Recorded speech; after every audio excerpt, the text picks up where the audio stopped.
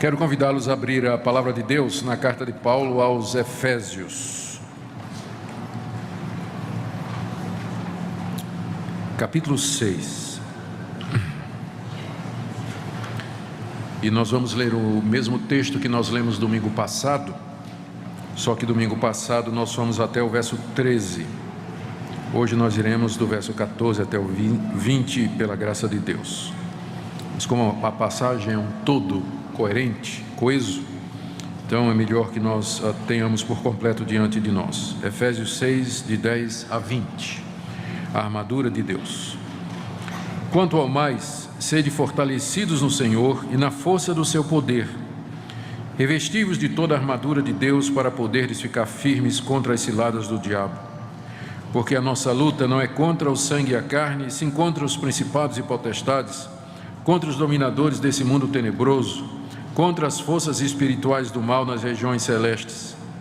Portanto, tomai toda a armadura de Deus, para que possais resistir no dia mau, e depois de teres vencido tudo, permanecer inabaláveis. Estai, pois, firmes, cingindo-vos com a verdade e vestindo-vos da couraça da justiça. Calçai os pés com a preparação do evangelho da paz, embraçando sempre o escudo da fé, com o qual podereis apagar todos os dardos inflamados do maligno. Tomai também o capacete da salvação e a espada do Espírito, que é a palavra de Deus. Com toda oração e súplica, orando em todo o tempo no Espírito, e para isso vigiando com toda perseverança e súplica por todos os santos. E também por mim, para que me seja dada no abrir da minha boca a palavra, para com intrepidez fazer conhecido o mistério do Evangelho, pelo qual sou embaixador em cadeias, para que em Cristo eu seja ousado para falar como me cumpre fazê-lo. Vamos ler também até o final, já que hoje é a última mensagem na carta aos Efésios. E para que saibais também a meu respeito e o que faço, de tudo vos informará Tíquico, o irmão amado e fiel ministro do Senhor. Foi para isso que eu vou-lo enviei, para que saibais a nosso respeito e ele console o vosso coração. Paz seja com os irmãos e amor com fé, da parte de Deus Pai e do Senhor Jesus Cristo. A graça seja com todos os que amam sinceramente a nosso Senhor Jesus Cristo. Amém. Até aqui a leitura da palavra de Deus. Oremos, irmãos. Ó Pai, nós te damos graças porque o Senhor nos revelou a realidade acerca desse conflito que ocorre ao nosso redor, invisível aos nossos olhos, mas tão real e tão verdadeiro como a realidade que nós tocamos e experimentamos com os nossos sentidos. Obrigado porque o Senhor nos capacita a enfrentar estes poderes malignos e vencê-los. Pedimos perdão pelas vezes que nós fomos relaxados, indiferentes, omissos, irresponsáveis e ficamos vulneráveis aos ataques do inimigo. E não são poucos aqueles entre nós que caíram e foram enredados, laçados. Pedimos, portanto, que nessa noite o Senhor renove o ensinamento desse texto em nosso coração. Quero pedir que o Senhor incline os corações, esclareça as mentes, que o Senhor quebre resistências, que o Senhor prepare o caminho para a Tua palavra ser implantada em cada coração, trazendo fruto para a vida eterna. Se alguém aqui nessa noite que ainda não conhece o Senhor Jesus, o único que pode nos defender destes poderes, que seja uma noite de salvação, uma noite de redenção e reconciliação contigo. É o que nós pedimos em nome de Jesus. Amém. Amém. Queridos irmãos, Paulo está nessa passagem terminando a carta que ele escreve à igreja de Éfeso e outras igrejas. Lembre que essa era uma carta circular, ela devia ser lida em algumas igrejas que estavam ali naquela região da Ásia, onde Paulo havia passado e onde depois ele havia enviado obreiros para pregar o Evangelho. E o alvo dele com essa carta era falar a respeito dos privilégios que nós temos em Cristo Jesus, o que é a igreja, e também dos deveres que nós temos como consequência. A motivação foi que Paulo ouviu que os crentes da cidade de Éfeso e daquela região tinham ficado preocupados com a prisão dele. porque Paulo era o fundador da igreja naquela região, era o pai espiritual deles, e os crentes estavam preocupados e levantando perguntas que eram corretas, eram válidas. Por que Deus mantém na prisão o seu servo quando ainda há tanto trabalho a ser feito? Ou por que um homem santo como Paulo, apóstolo, está sujeito a esse sofrimento lá em Roma, numa prisão? Ele responde dizendo que os sofrimentos dele fazem parte do plano eterno de Deus para a sua igreja. Ele está preso porque ele está anunciando o mistério de Deus, que é Cristo. Cristo entre os gentios, Cristo para o mundo, Cristo como Salvador de todas as nações e não somente dos judeus. Isso motivou a perseguição da parte dos judeus, que tinham ficado com inveja, com ciúmes, e por conta disso ele estava agora preso. Portanto, em vez de ser um motivo de preocupação, a prisão de Paulo era um motivo de glória para os gentios, era um motivo de gratidão a Deus, porque o seu servo ali estava porque estava fazendo a vontade do Pai. Então, na carta, na primeira parte, Paulo expõe como Deus, antes da fundação do mundo, elegeu um povo por quem Jesus Cristo veio morrer e que foi chamado pelo Espírito Santo através da palavra. E em seguida ele ora por esse povo, capítulo 1. Em seguida, no capítulo 2, ele fala de como Deus em Cristo uniu judeus e gentios através do Evangelho. A graça de Deus chama pecadores de entre esses dois povos e os constitui num novo homem, uma nova entidade que é a igreja. E no capítulo 3 ele fala então do seu papel nisso, como Deus o chamou e o constituiu como pregador dessa verdade, esse mistério que estava oculto, mas agora foi revelado, que é que os gentios fazem parte com os judeus dessa nova entidade, desse novo povo que Deus está trazendo à existência através do Evangelho. Aí ele ora novamente pelos seus leitores, capítulo 3, de 14 em diante, e a partir do capítulo 4 ele começa a descrever quais são os deveres desse povo que Deus chamou, abençoou, perdoou e recebeu como filho. Ele fala da necessidade de mantermos a unidade, capítulo 4, de 1 a 6, de usarmos os nossos dons espirituais e talentos para a edificação da igreja, capítulo 4, de 7 a 16, e da necessidade de vivermos uma vida santa aqui nesse mundo, em oposição à vida daqueles que não conhecem a Deus, que vai do verso 17 até capítulo 5, verso 21, quando ele começa a falar dos deveres do casal, marido e mulher, dos pais e dos filhos, e também dos empregados e dos patrões, como coroamento dessa vida santa, como expressão da vida no Espírito. E ele termina a carta dizendo, no verso 10 do capítulo 6, quanto ao mais, irmãos, sede fortalecidos no Senhor, na força do seu poder, e tomem toda a armadura de Deus, porque tudo isso que eu falei, os privilégios, as bênçãos e os deveres, vocês não vão experimentar estas coisas de maneira fácil, porque há inimigos.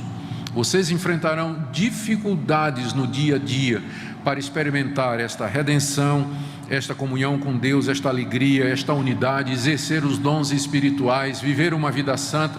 Vocês vão encontrar muita dificuldade. E os nossos inimigos não são pessoas de carne e osso.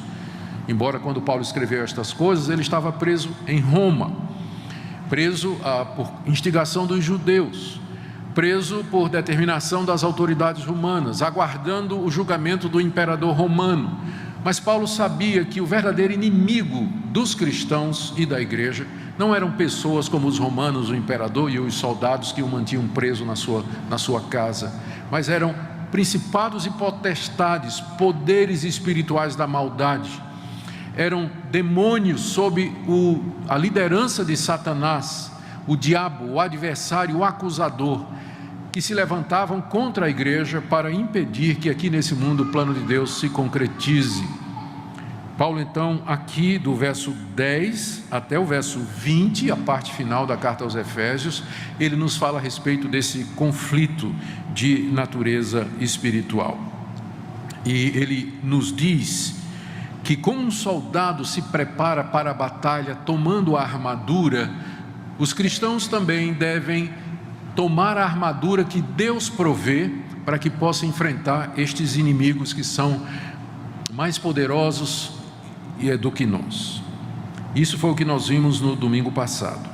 Agora nós veremos em que essa armadura consiste e como nós podemos nos vestir dela, em termos práticos, o que é que significa no dia a dia tomar a armadura de Deus.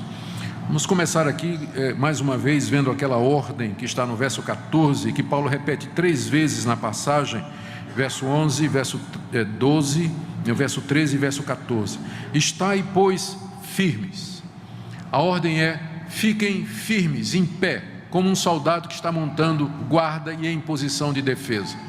Essa ordem é extremamente importante para nós, porque ela nos mostra que essa guerra que Paulo descreve aqui, ela é uma guerra de defesa. É a igreja e os cristãos que estão sob ataque. Os poderes espirituais do mal estão vindo contra a igreja. E o que a igreja tem que fazer é ficar firme, como um soldado que está postado numa posição estratégica. Ele já venceu, ele está sobre território conquistado e ele está simplesmente pronto para repelir o inimigo que vem tentando reconquistar ou conquistar aquele terreno que já é dele. Então isso é importante porque há um movimento no meio evangélico chamado movimento de batalha espiritual, que nasceu na década de 80, meados da década de 80, que diz que a igreja tem que partir para o ataque. A igreja tem que ir atrás dos demônios, tem que saber onde é que os demônios se escondem, qual o nome dos demônios, qual é a atividade deles, quais são os planos que ele tem para destruir a igreja. Então, ministérios inteiros foram desenvolvidos nestas igrejas a partir disso. Pastores que são especialistas em desintocar demônio, em amarrar demônio, em decretar a queda de demônio, fazer mapeamento espiritual para saber onde os demônios estão. Na realidade, quando a Bíblia fala do nosso conflito com estes espíritos maus, ela sempre fala do ponto de vista da defesa. Não é? Quando, por exemplo, diz que quando descreve o diabo como um leão, diz assim: vocês tenham cuidado porque o diabo é como um leão que ruge procurando alguém para devorar. É o leão que está vindo, não sou eu que estou partindo para cima do leão, mas eu estou aqui e o leão está vindo contra mim. Então é uma luta de defesa, e é de defesa.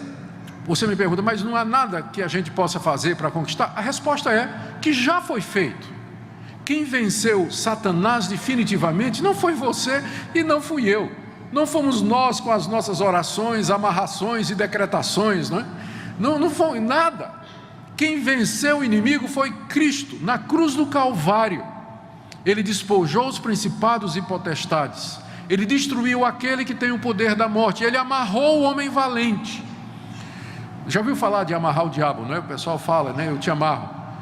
Você já viu aquele decalque de plástico, às vezes na traseira de um carro, dizendo assim, está amarrado? Já viu? Pois é verdade, só que isso está amarrado há 2000 anos. Quando Cristo amarrou Satanás, no sentido de que lhe impôs uma derrota severa, a ponto de que o diabo não pode mais impedir o avanço da igreja no mundo.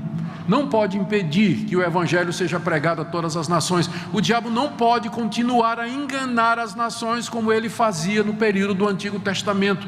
Agora o evangelho vai a todo mundo, porque na cruz do Calvário Cristo esmagou a cabeça da serpente. Você já viu quando a gente sabe como é matar uma cobra, né? Você esmaga a cabeça, mas ela ainda fica. Então a cabeça já foi esmagada na cruz. O que você vê agora são os estertores de uma cascavel cuja cabeça já foi esmagada. Então a posição é de vitória. Nós estamos em Cristo, vitoriosos, já vencemos em Cristo Jesus.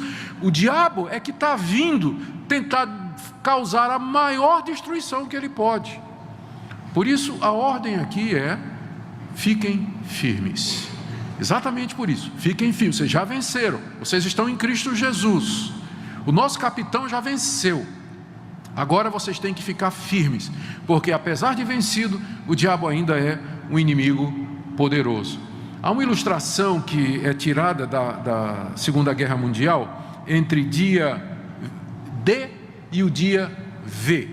Eu não sei se eu vou lembrar das letras direitinho, mas quando os aliados, através do avanço com os seus aviões e as suas forças, quebraram a espinha dorsal do nazismo, eles disseram que aquilo foi o dia D, foi o dia que mudou o curso da guerra, foi o dia que definiu a guerra. A partir daquele dia, quando os aliados infligiram uma derrota drástica nas forças inimigas, a partir dali o inimigo sabia que estava derrotado. O que ele fez a partir dali foi lutar para fazer a maior destruição possível. O dia V, que era o dia da vitória, chegou algum tempo depois, quando o inimigo finalmente se rendeu.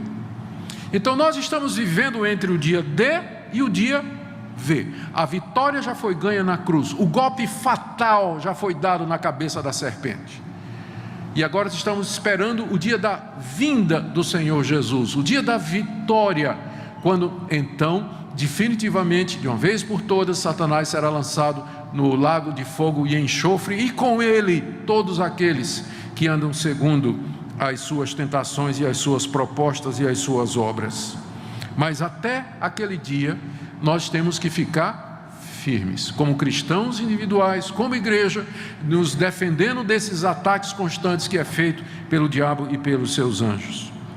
E nós já vimos também na vez anterior que esse ataque vem de diversas maneiras. Aqui nessa passagem, Paulo menciona no verso 11 as ciladas do diabo, e ele menciona também, nós vamos ver isso aqui no verso 16, os dardos inflamados do maligno, através de armadilhas, através de setas incendiárias, através de muitos outros recursos da sua mente doentia. Satanás procura enredar os cristãos, desviar a igreja da verdade e levá-la cada vez mais para longe de Deus, para fazer o maior dano possível na humanidade antes da sua derrota final.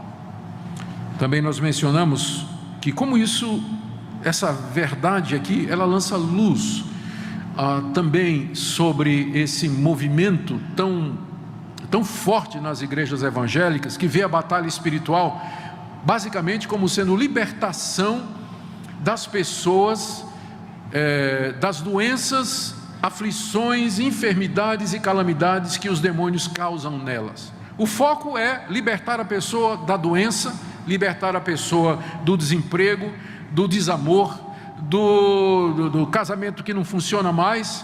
Então você vai para essas igrejas e lá você tem terapias disso, terapias daquilo, culto de libertação de doença, culto de unção para curar, e como se a arma do diabo fosse só o nosso corpo. O diabo não está interessado em nosso corpo, ele é, na verdade, capaz de deixar você ficar saudável, bonito e rico, desde que você acredite, por exemplo, na mentira que lhe afasta de Deus. A luta é pela mente. O diabo quer corromper a verdade. Por isso que a maior arma dele é o erro religioso. A Bíblia nos adverte muito mais contra falsos profetas do que contra os demônios. É só você pegar o Novo Testamento e faça conta. A Bíblia adverte muito mais contra os falsos profetas do que contra os demônios. Porque o verdadeiro inimigo da igreja é o erro religioso, é você crer numa mentira a respeito de Deus, a respeito de Cristo, a respeito da salvação, porque isso pode não prejudicar seu corpo, mas vai lançar sua alma no inferno. Então, ele está muito mais interessado em que você creia na mentira. Por isso ele vai fazer o possível para afastar você de Deus. Astutas ciladas, setas incendiárias, é isso que ele vai fazer. No caminho, se ele puder ainda colocar uma doença em você, ele vai fazer isso, porque ele veio para matar, roubar e destruir. Mas o alvo dele é aqui, corromper a sua mente. E quando ele não pode destruir a vida de um crente verdadeiro, porque Deus o segura, mas pelo menos fazer com que ele fique cheio de dúvidas. Crente cheio de dúvida, incerto. O diabo não pode impedir que você caminhe até a sua salvação, mas se ele puder colocar pedrinha no teu sapato, ele vai colocar. E todo mundo sabe o que é caminhar com pedra no sapato, né? É horrível, né? Você fica pisando aquilo, né? Que coisa dura, difícil. Então, ele pode não impedir que você caminhe até a salvação eterna dada por Cristo Jesus, mas o que ele puder fazer para atrasar você, fazer com que essa jornada seja dura, cansativa, para que você seja uma pessoa que seja um tropeço para você e para outros, ele vai fazer isso. Ele vai fazer. Essa é a luta. E é por isso a ordem: fiquem firmes, porque o inimigo vem, ele vem mesmo. E ele não vai aparecer na sua frente assim, não é? Como ele é pintado aí na imaginação popular, né? Aquele diabão de vermelho com 2 chifres, um tridente, né? Ele não vai aparecer na sua frente assim. Claro que não.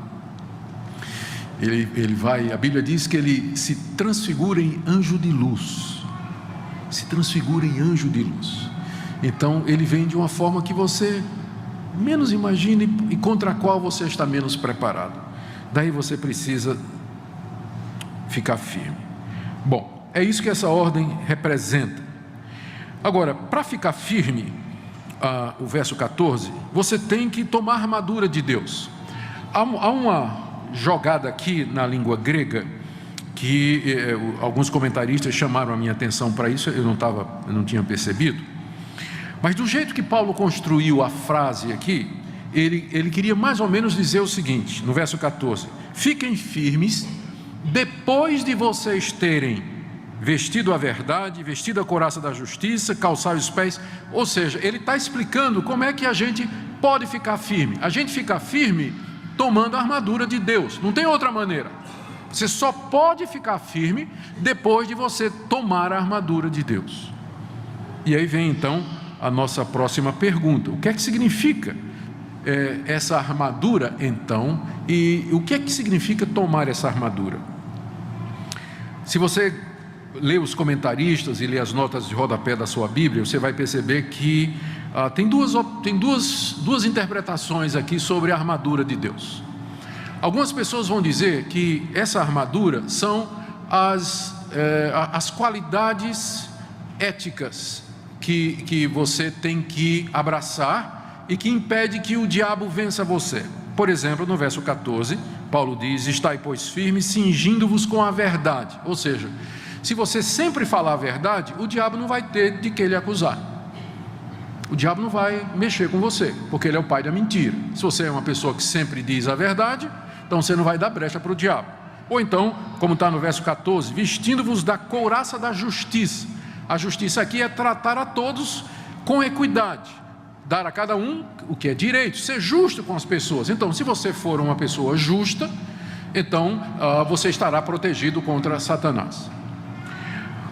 Mas o problema é que Paulo já tinha dito, a outra linha de interpretação, ela diz que essas qualidades que estão descritas aqui não são virtudes nossas, mas é o que Cristo conquistou na cruz para nós, a ponto de que alguns intérpretes dizem que o que ele está fazendo aqui, a armadura, é o próprio Cristo. Então, quando Paulo manda que a gente tome a armadura de Deus, ele está dizendo: se revista de Cristo, porque somente assim você vai poder resistir a Satanás. No verso 10, se você voltar para o início da sessão, nós encontramos o que seria a chave para a melhor interpretação, que eu entendo é a segunda. Ele diz: quanto ao mais, sede fortalecidos no Senhor e na força do seu poder. Ele iniciou essa sessão dizendo que nós devíamos nos fortalecer no poder de Cristo.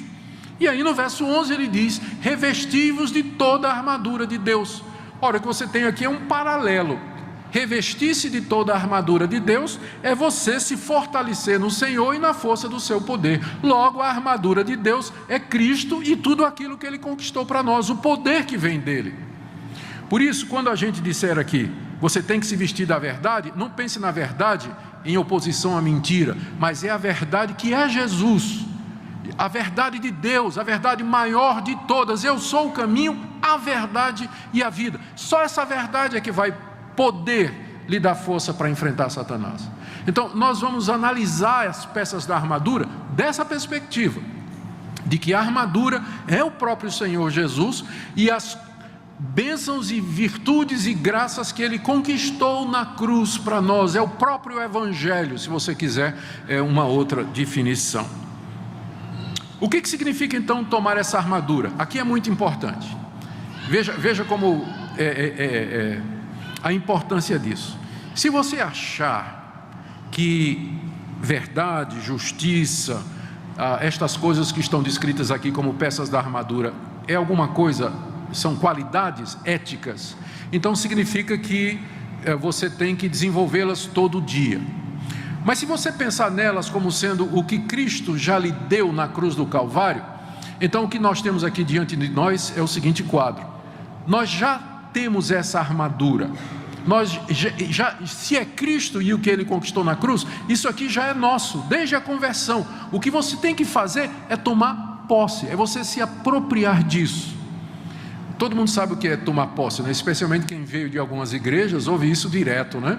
Tome posse, meu irmão, né? Pela fé, tome posse da vitória, tome posse da cruz, da cura, tome posse da prosperidade, tome posse daquele apartamento pela fé, daquela esposa, tome posse. Você já ouviu falar disso? Como eu sou presbiteriano, eu não posso falar muito, né? Nesse termo, não falar muito sobre tomar posse, mas eu vou falar hoje à noite.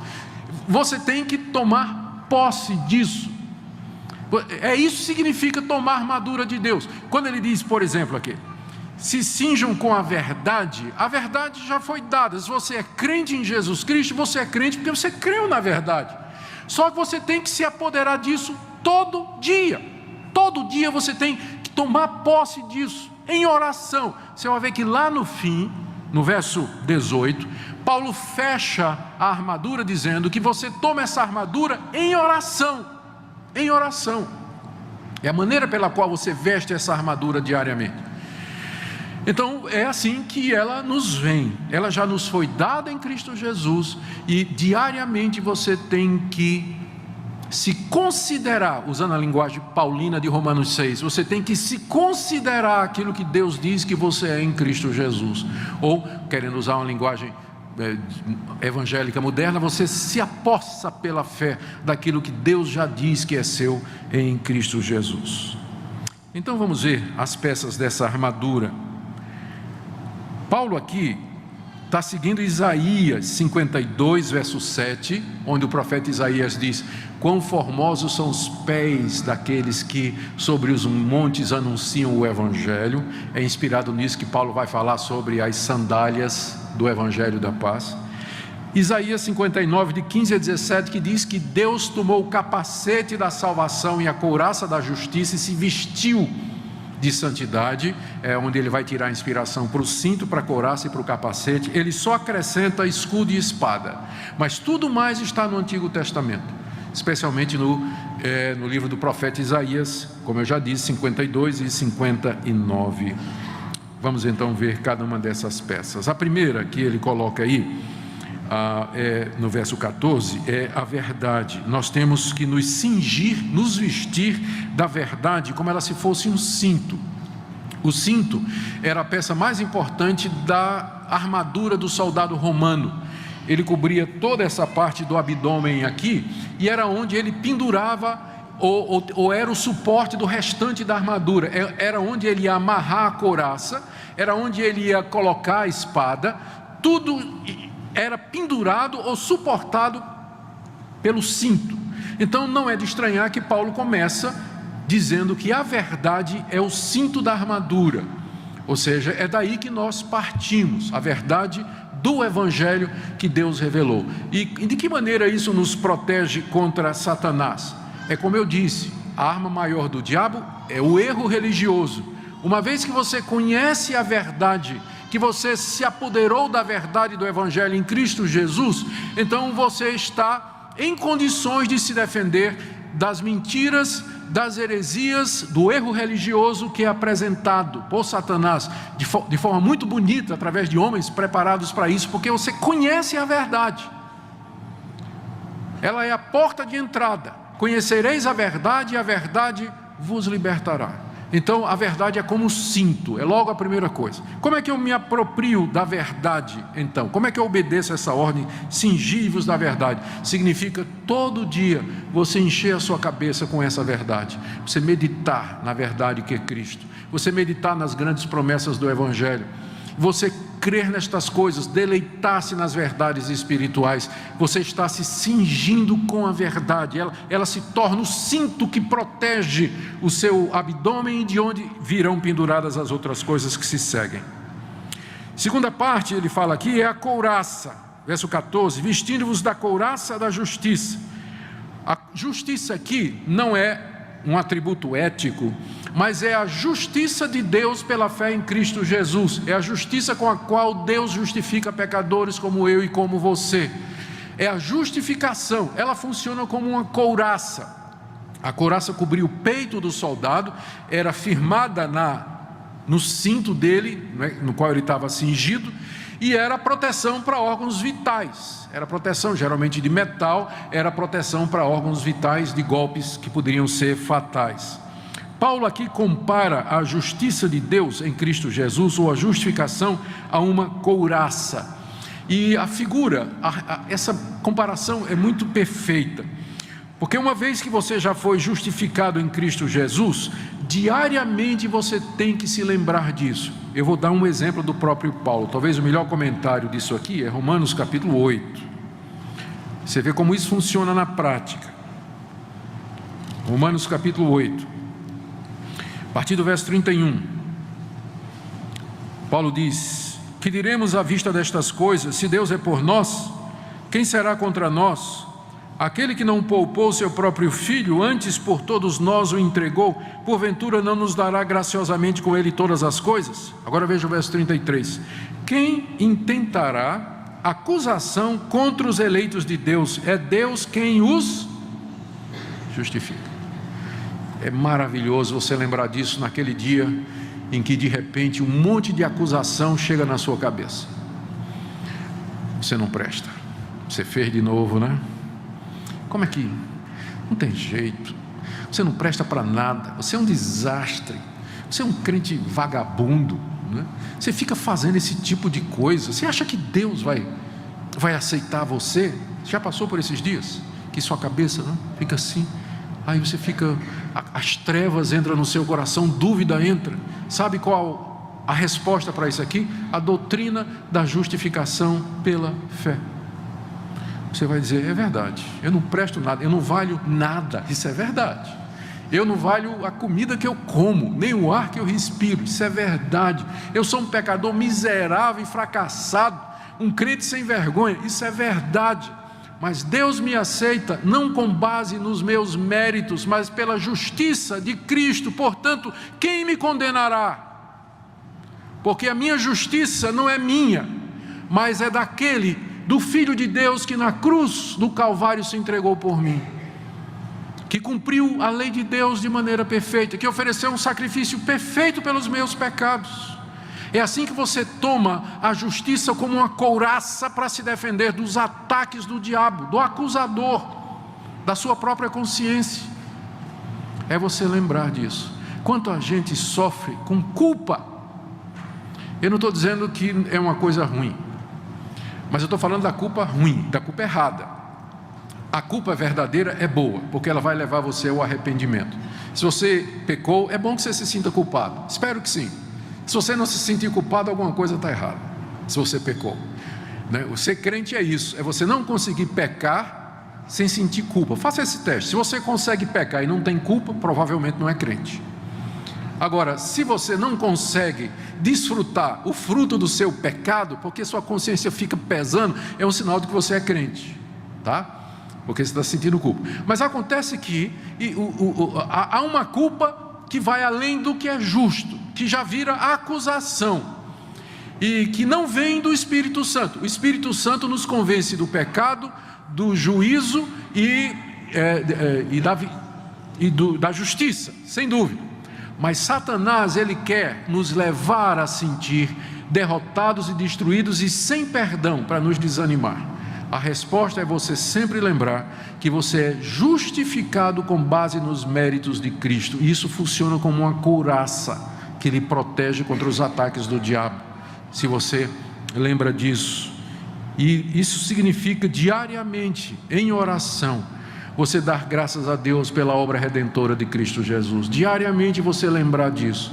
Você dizer: Deus, eu sei que não sou nada, que privilégio meu, que glória, que graça que o Senhor me dá de poder ser chamado seu filho. O Senhor perdoou os meus pecados e me justificou. É assim que você toma essa couraça.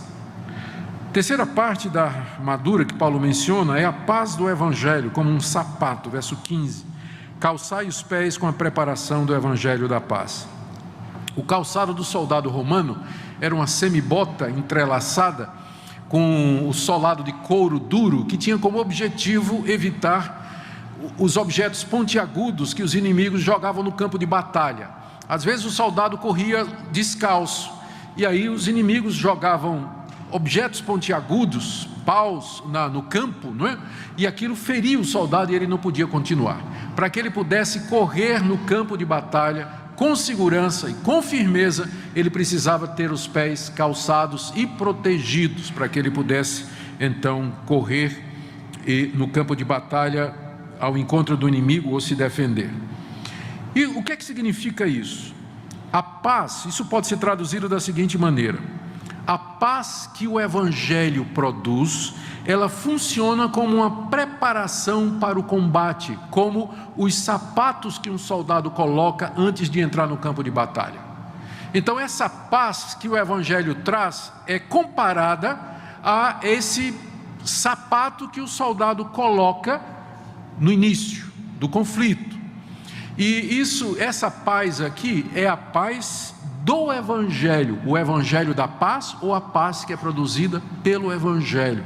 O Evangelho é a boa notícia de que Deus nos amou e que deu o seu Filho para morrer pelos nossos pecados, e pela fé em Cristo Jesus eu sou perdoado e agora eu tenho paz com Deus. Deus não é mais o meu inimigo. Agora imagine você ir para uma guerra contra o diabo, e além do diabo você ainda ter Deus como inimigo. Não tem jeito de ganhar essa, né? Não tem jeito. Então, se você vai para a batalha contra Satanás, você precisa estar em paz com Deus, você precisa ter Deus ao seu lado, não é verdade? Então é o Evangelho que reconcilia você com Deus, e aí você tem condições de enfrentar o diabo. Que situação terrível do homem sem Deus! Ele não somente tem o diabo como inimigo, mas o próprio Deus. Como ele escapará da condenação eterna e da destruição? Como? Sem Cristo e sem Deus, uma pessoa vai escapar. Ela precisa ter paz com Deus através do Evangelho, que vai funcionar como as sandálias com as quais ele vai poder correr no campo de batalha e enfrentar o inimigo. Sem isso, você está perdido, não somente porque não terá forças contra o diabo, mas também porque não tem paz com Deus. E Deus é o próprio inimigo e o maior de todos. Quarta peça que Paulo descreve aqui é a fé em Cristo como escudo. Veja aí o verso 16: embraçando sempre o escudo da fé, com o qual podereis apagar todos os dardos inflamados do maligno. O escudo que Paulo se refere aqui é um escudo quadrado, que é muito popular nos filmes de Hollywood, quando mostra a legião romana fazendo aquelas manobras, né? O soldado com aqueles escudos quadrados, aí eles se juntam um ao outro, fica parecendo uma tartaruga, né? Não passa nada, e aí eles vão avançando. Havia um escudo menor, redondo, que era mais para o combate corpo a corpo, mas o escudo que Paulo está falando aqui, a palavra escudo aqui vem da palavra porta no grego, ou seja, aquele obstáculo quadradão que não deixa você entrar. É aquele escudo. E esse escudo, ele era às vezes feito de uma dupla folha de madeira, para impedir, o que acontecia? A flecha incendiária batia na primeira camada e se extinguia ali, não passava para a segunda camada. Ou então era um escudo que era coberto de peles de animais molhada, para enfrentar apagar os dardos incendiários, que era uma flecha, era uma arma terrível naquela época, era uma seta cuja ponta era envolvida em material inflamável, o soldado acendia e jogava, onde batia fazia incêndio. Então esse tipo de escudo, era um escudo oblongo, grande, ele servia para apagar esse tipo de seta. A seta batia ali e morria. Um outro detalhe interessante, a palavra apagar aqui, na língua grega, é de onde vem a palavra asbesto, que em português se refere a um material inflamável, que ainda hoje é usado, né? O asbesto ainda hoje é usado. Então, o que funciona como um escudo que apaga as setas do maligno? Paulo diz que é a fé. Está aí no verso 16. Mas fé em quê? Você tem que fazer aqui essa importante distinção. Pessoas falam da fé como se a fé tivesse uma força inerente. Fé é o ato de você crer, é a capacidade de você confiar em alguma coisa. Mas o que vai fazer a diferença não é o fato de que você crê, mas naquilo em que você crê. Por exemplo, se você crê numa mentira, você vai para o inferno mesmo tendo fé. Não é verdade? Se você creu numa mentira, então você vai ser condenado, porque o que salva não é o fato de que você tem fé, mas aquilo em que você crê. Quem salva é Cristo. E se você tiver fé em Cristo, você será salvo. Se você tiver fé nos santos, ou nos ídolos, ou nos deuses pagãos, ou em nada, você vai para o inferno, porque nenhuma dessas coisas salva. Quem lhe salva é Jesus Cristo. Então, quando ele diz a fé funciona como escudo, é a fé no Senhor Jesus, no Evangelho, na verdade. Como é que eu me revisto disso? Diariamente, eu tenho que exercitar a minha fé. Paulo, em outro lugar, em Romanos, capítulo 10, ele diz que a fé vem pelo ouvir a palavra de Deus. E mais uma vez nós voltamos para aquilo que dissemos desde o começo. Como é que eu me revisto das peças dessa armadura? Todo dia, em oração, gastando tempo com Deus, lendo a sua palavra, meditando na palavra, enchendo a minha mente da sua palavra, vendo as grandes promessas. Quando você faz isso, a fé brota. Tem gente que fica dizendo assim, mas puxa, eu não tenho fé, minha fé é tão pequenininha. Aí geralmente a pergunta que eu faço é o seguinte: você lê a Bíblia todo dia? Não. Então, né? Mas sua fé é como um músculo, né? Você tem que exercitar, que senão vai ficar atrofiado. E o que desperta a fé não são objetos, né, como algumas igrejas de libertação dizem aí, mas é a palavra de Deus que desperta a fé. Por isso você precisa todo dia gastar tempo em oração para tomar a armadura de Deus, e à medida que você faz isso, a fé ela cresce, a confiança em Cristo, fé que vai lhe dar coragem, que vai lhe dar ousadia, que vai lhe dar confiança. A quinta peça está no verso 17 também, final do verso: tomai a espada do Espírito, que é a palavra de Deus. A espada do Espírito, que é a palavra de Deus. Não, desculpa, eu pulei um, é capacete. Ainda tem um capacete, antes da espada tem um capacete. Isso. Tomai também o capacete da salvação. O capacete, geralmente feito de couro e peças de metal, protegia a cabeça, parte importante. Se o soldado fosse ferido na cabeça, já era. Então o capacete representa a salvação que nos é dada em Cristo Jesus. Como é que eu me aproprio disso diariamente? Talvez estamos falando aqui de certeza da salvação. Certeza da salvação.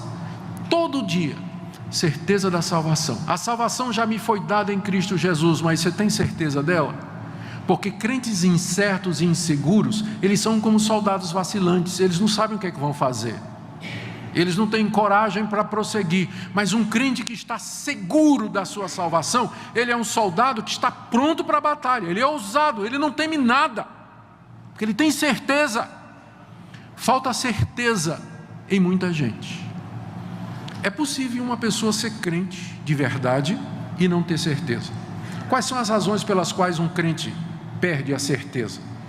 A consciência ferida por algum pecado, né? Ela quer acreditar que é salva, mas aquele pecado na consciência fica me drenando, né? Sangrando a certeza. Ela diz: como é que eu posso ser salvo se eu estou com esse pecado na consciência?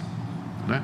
Então isso pode acontecer. Segundo, por doutrina errada. Se por exemplo você acredita que a salvação se perde, que Deus lhe salvou em Cristo Jesus, Jesus morreu por você, derramou seu sangue por você, Cristo pagou na cruz a sua culpa, o Espírito Santo regenerou você, você nasceu de novo, o Espírito Santo habita em você, você foi selado com o Espírito Santo, você recebeu a garantia do Espírito Santo e tudo mais, e perde a salvação.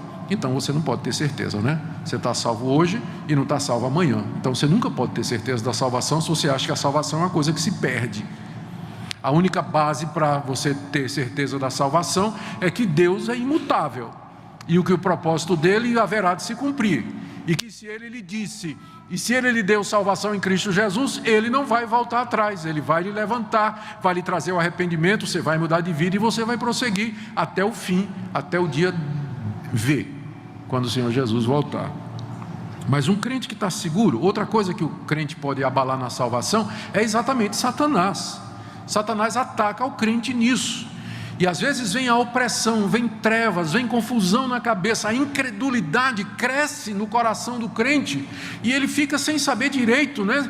Ele duvida até mesmo da Bíblia, da existência de Deus e das coisas em que ele acredita, ele fica questionando isso aí. Então, crentes que não têm certeza da salvação, eles se tornam instáveis, eles se tornam como que um soldado vacilante no meio de uma batalha, que pode trazer dificuldades para os outros que precisam avançar e precisam do apoio dele, precisam do suporte dele, da ajuda dele, mas ele está lutando com ele mesmo e, portanto, ele não tem essa condição de se engajar.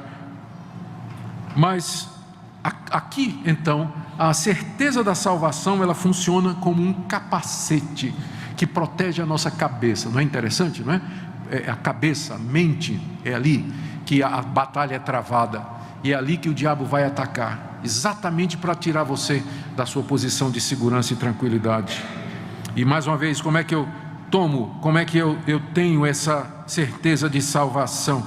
Diariamente na presença de Deus, sondando o meu coração, lembrando o que Ele fez por mim, lembrando da sua graça e da sua misericórdia e das suas promessas. Agora sim, em sexto lugar, a palavra de Deus como espada, final do verso 17, tomai a espada do Espírito, que é a palavra de Deus. Tem dois tipos de espada que era usada pelo soldado romano. Uma era uma espada comprida, que não é a que Paulo menciona aqui, e a outra é uma mais curta, que era levada à cintura, e que o soldado usava no corpo a corpo para defesa. Essa espada que Paulo menciona aqui, e ela representa a palavra de Deus, e Paulo está dizendo que quem usa essa palavra é o Espírito, não é isso? A espada do Espírito, ou seja, a espada que ele usa.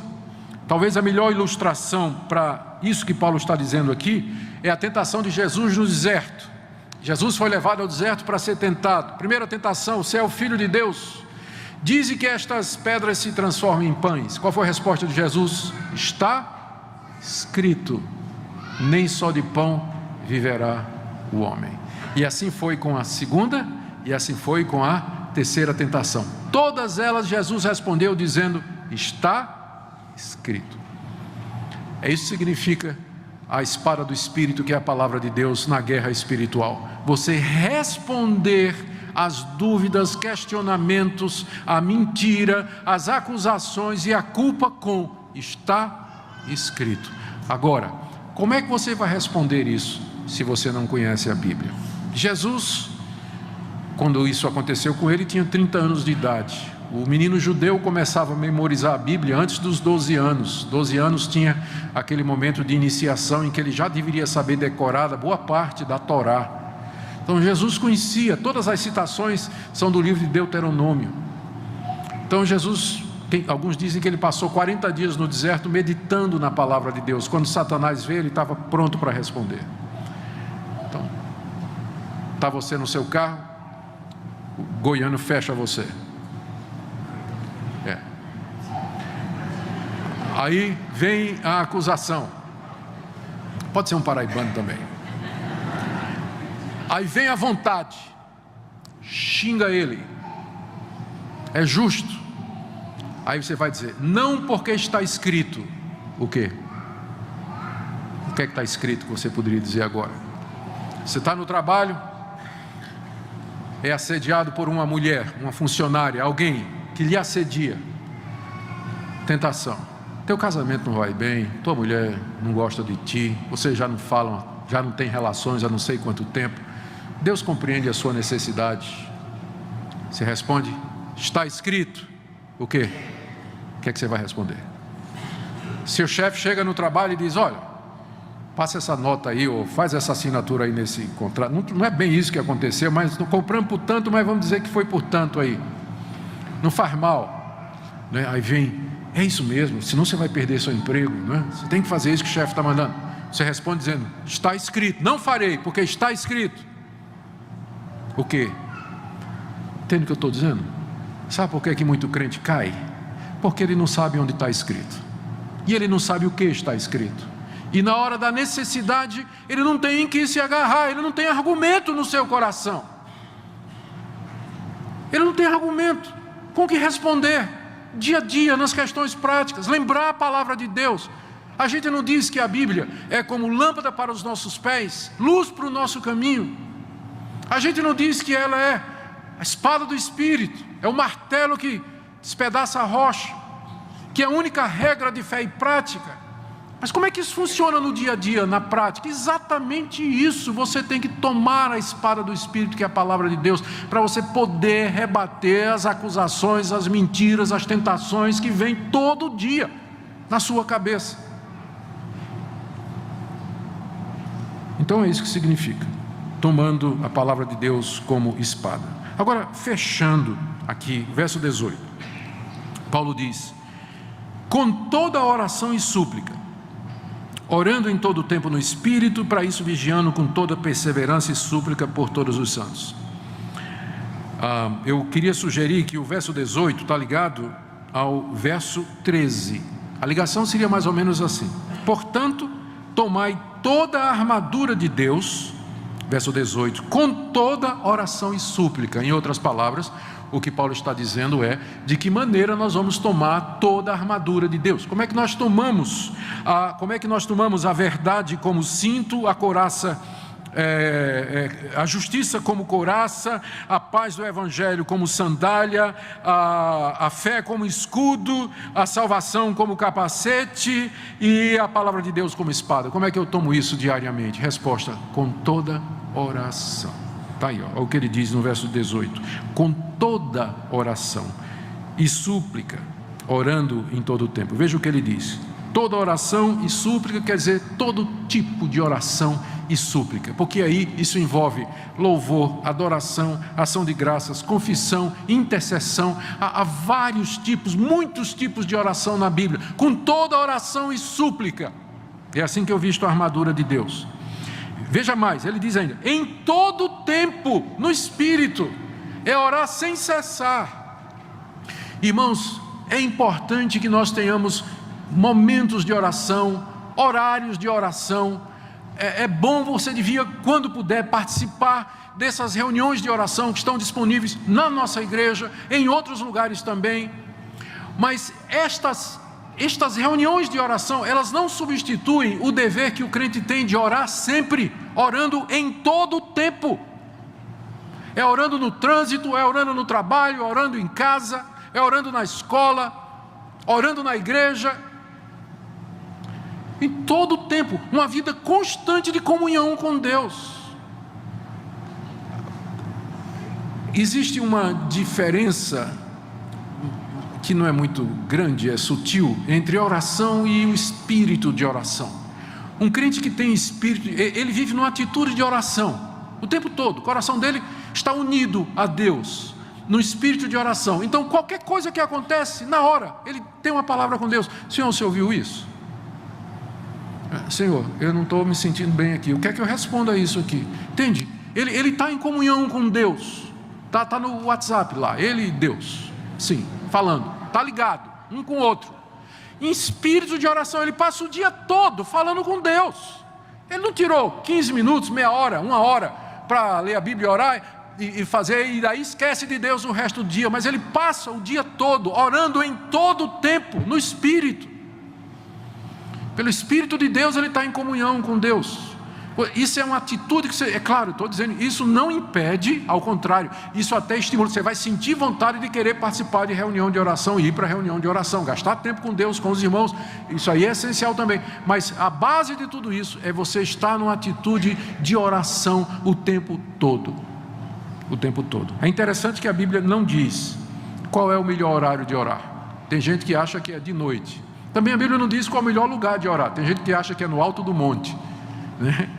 Vendo o foguinho santo assim, brilhando ao redor. Tem gente que acha que é, sei lá em Jerusalém. Não, a Bíblia não diz onde é que é melhor orar e que o horário é melhor. A Bíblia diz que a gente tem que orar sem cessar, o dia todo, certo? E aí quando os irmãos resolvem se juntar, ou as irmãs, para orar num determinado dia, num determinado horário, vá, participe. Quanto mais oração, melhor, porque ele diz toda oração. E diz também aqui, olha, terceiro lugar, com toda perseverança. Perseverança é insistência, é não desistência, é você continuar orando, ora hoje, ora amanhã, daqui a um ano, você vai orar o tempo todo, você persevera na oração, para que Deus lhe ouça. E diz também aqui no final do verso 18, e súplica por todos os santos. Os santos aqui são os crentes, eles são chamados de santos não no sentido absoluto, mas no sentido básico da palavra, que significa separado. Eles foram separados por Deus, pelo Evangelho, e pertencem a Deus, estão sendo santificados, mas a Bíblia os chama de santos. Nesse sentido, temos que orar, final do verso 18, suplicando por todos os santos, porque são os meus colegas na batalha, é o soldado que está ao seu lado, é o soldado que está na sua frente, que está atrás. Somos um exército e nós precisamos orar uns pelos outros nessa guerra espiritual. Eu preciso das suas orações. Veja o que Paulo diz em seguida, verso 19, e também por mim. Paulo sabe da importância da oração, tanto é que quando ele diz assim, orem por todos os santos, não esqueça de mim não. A igreja ora por mim. E o que é que Paulo pede? Ele estava preso, lembra dele? O que é que ele pede? Ora para que eu seja liberto da prisão. Não. Ore por mim, para que me seja dada no abrir da minha boca a palavra, para com intrepidez fazer conhecido o mistério do Evangelho, pelo qual sou embaixador em cadeias, para que em Cristo eu seja ousado para falar como me cumpre fazê-lo. Não é que seria errado Paulo pedir que os irmãos orassem para que ele fosse livre da prisão, mas ele estava preocupado com outra coisa. Ele queria que enquanto ele estivesse na prisão, ele pudesse pregar o Evangelho, anunciar o Evangelho com autoridade, com intrepidez, para que o mistério do Evangelho fosse manifesto ali naquela prisão. Que lição extraordinária! E isso no contexto de guerra espiritual. Hoje em dia nós somos estimulados, no contexto de guerra espiritual, a orar pedindo libertação dos nossos problemas. Aqui você tem um homem inspirado por Deus, ensinando sobre guerra espiritual, e quando ele pede que orem por ele, ele está preso, ele só pede isso: eu quero que vocês orem para que Deus me dê coragem, para que na prisão eu pregue o Evangelho. Não quero saber de libertação, não quero saber de saída física daqui, receber, restituir o que é meu, eu não quero nada disso. Eu quero que Deus me dê graça para eu ser crente onde eu estou, aonde Ele me colocou, no meu casamento, no meu trabalho, no meu negócio, onde eu estiver, que ore por mim para que eu seja crente ali onde Deus me plantou, mesmo que seja uma situação tão difícil como aquela que ele estava vivendo. Essa aqui é a guerra espiritual, meus irmãos. Ele termina a carta falando sobre Tíquico, versos 21 e 22, que é o portador da carta, e orando pelos crentes, versos 23 e 24. Queridos, o que é que nós podemos aprender aqui, fechando? Primeiro, há uma batalha espiritual acontecendo ao seu redor. Há uma batalha espiritual acontecendo ao seu redor, e você devia acordar para isso, acordar para essa realidade. Segunda coisa, ela se concentra na conquista da mente, e não propriamente nas questões materiais, como prosperidade, doença e bens materiais. Terceira coisa, a maior arma do diabo nessa guerra espiritual é a mentira, é a corrupção da verdade, é distorcer a verdade, é levar você a se afastar de Deus, crer no erro. Quarta coisa, em Cristo Jesus nós já estamos numa posição de vitória, Ele já quebrou a espinha dorsal de Satanás, já esmagou a cabeça da cascavel. E, portanto, a vitória já é nossa. Enquanto nós esperamos a chegada do dia de Cristo, e com Ele o novo céu e a nova terra, onde habita a justiça, e o juízo final e a vida eterna, enquanto aguardamos, diariamente você tem que tomar a armadura de Deus em oração. Isso significa gastar tempo com Deus, gastar tempo em oração, meditação da palavra, encher a sua mente da palavra de Deus, se preocupar com as coisas espirituais, tirar tempo do seu dia a dia para vestir essa armadura, senão você estará vulnerável. Você pode até chegar lá, mas você vai mancando, você vai arrastado, você vai gemendo, você vai sofrendo, você vai sendo um peso para os outros, sofrendo infelicidades aqui nesse mundo. E eu sei que Deus deseja que nós, como os soldados vencedores, atravessemos essa peregrinação aqui, exibindo a vitória de Cristo de forma plena e verdadeira. Eu sei que tem gente lutando aqui, eu sei que tem gente em lutas grandes aqui. Eu queria encorajar você, para que qualquer que seja a luta que você está travando, no seu casamento, no seu trabalho, na escola, conflitos pessoais, de relacionamento, você se pergunte se não há uma necessidade maior de tirar mais tempo para Deus. Você tem se vestido da armadura de Deus? Por que Satanás tem conseguido penetrar? Por que você tem cedido ao erro, cedido ao que é mal, ao pecado? Então, talvez você devia pensar em reprogramar o seu dia e dizer: Deus, eu preciso de um tempo, mais do que isso, eu quero gastar o meu dia em comunhão contigo, aonde eu estiver. Talvez você tenha que ver que a raiz disso de fato é raiz espiritual. Talvez aqui nessa noite, pessoas que caíram mesmo, estão confusas, estão incertas, estão presas a algum tipo de comportamento, a um relacionamento pecaminoso que não consegue se livrar, ou atitudes e hábitos pecaminosos que impedem que tenha alegria e certeza e viver a vida plena em Cristo Jesus. Eu queria dizer que nós não deixamos os nossos soldados feridos para trás. Deus em Cristo Jesus, Ele quer levantar o soldado ferido, curar as suas feridas e trazê-lo de volta para o ranking da batalha, para as fileiras, para outra vez combater o bom combate até aquele grande dia. E o caminho para isso é o arrependimento. É você se voltar para Deus, reconhecer que você falhou, que você errou, pedir perdão a Deus, aceitar esse perdão e tomar essa armadura de Deus e continuar firme. E talvez hoje à noite aqui haja alguma pessoa que ainda não entendeu o Evangelho de Cristo Jesus. Eu quero lhe fazer essa pergunta: como é que você vai enfrentar esses poderes? Como é que você vai enfrentar esses seres espirituais malignos? Como é que você vai vencer o pecado no seu coração?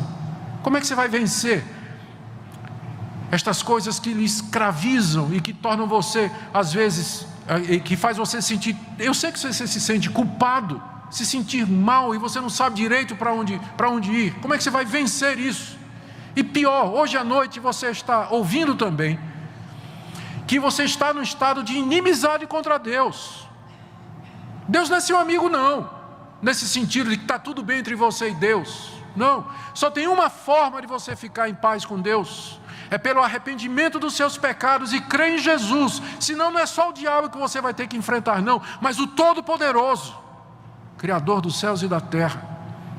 E terrível coisa é cair nas mãos do Deus vivo. Você veio aqui hoje à noite para ouvir isso.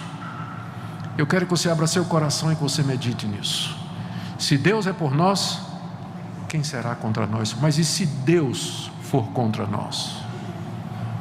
Você precisa dessa paz que o Evangelho traz, reconciliação com Deus, para poder ficar firme e vencer as astutas ciladas do diabo e herdar a vida eterna. Amém? Ó Deus, só Tu podes abrir o nosso coração para ouvir a Tua palavra, exposta de maneira tão imperfeita nessa noite. Mas eu peço que a verdade que transparece, que brilha através da minha fraqueza nessa noite, ela seja usada pelo Teu Espírito Santo na conquista das mentes e dos corações, restaurando Teus filhos, renovando, despertando o desejo de gastar tempo contigo, de se reconciliar com os inimigos, perdoar, restaurar aquilo que precisa ser restaurado. Ó Deus, reveste-nos de toda a armadura que vem de Ti para enfrentarmos as astutas ciladas do diabo. Livra a Tua igreja do mal, não nos deixes cair em tentação. É o que nós te pedimos nessa noite, em nome de Jesus. Amém.